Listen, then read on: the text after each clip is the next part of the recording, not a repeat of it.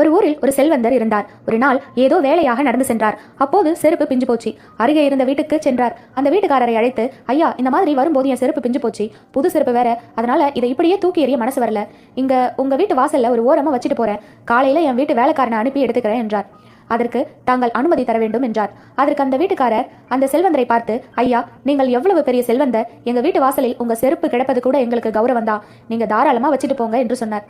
சில ஆண்டுகள் கடந்தன. ஒரு நாள் அந்த செல்வந்தரே இறந்து போனார். அவரின் இறுதி ஊர்வலம் நடந்தது. செருப்பு வைத்தாரே அந்த வீட்டு வழியே வந்தது.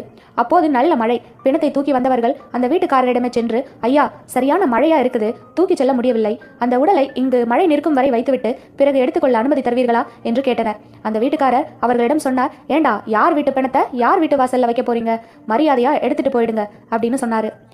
நம்மளோட உயிர் உடம்புக்குள்ள இருக்கிற வரைக்கும் தாங்க ஒரு மனுஷனுக்கு மரியாதை. அதை தான் இந்த கதை உணர்த்துது. இந்த வீடியோ பிடிச்சிருந்ததுன்னா மறக்காம என்னோட சேனலை சப்ஸ்கிரைப் பண்ணிடுங்க. தேங்க்யூ.